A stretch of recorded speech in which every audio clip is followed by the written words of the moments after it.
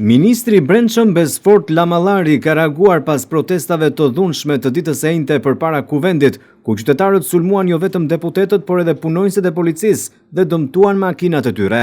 Lamallari quajti këta protestues të dhunshëm verbal, duke shtuar se policia e shtetit e ka bërë detyrën në mënyrë të përkryer. Një grup personash që dëmtojnë pasurinë publike dhe dhunojnë çdo gjë, nuk janë protestues, por vandal, tha ministri i Brendshëm. Ku protestues të quajtur paqësor, të pretenduar të tillë dhe nga deputet të opozitës, në fakt ishte shumë i qartë që ata po dhunonin punonjësit e policisë me gur dhe sende të forta, po intimidonin deputetët e parlamentit shqiptar për të futur në ambientet ku ato janë zgjedhur për të ushtruar detyrën e tyre, si dhe po dhunonin dhe gazetarët. Nuk po flas për mjetet e policisë të cilat u pan qartë që u shkatruan nga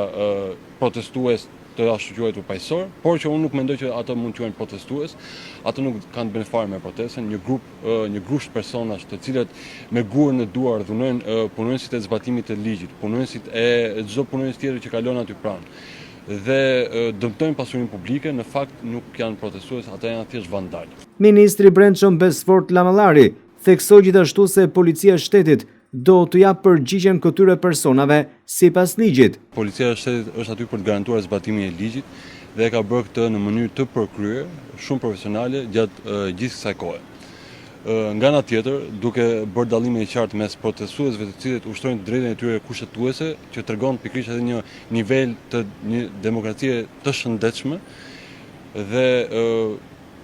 nga ana tjetër, kemi dhe një grusht personash të cilët nuk kanë të bëjnë fare me protestën, me protestuesit. Ata janë thjesht shkelës të ligjit, ata vandalizojnë pasurinë publike,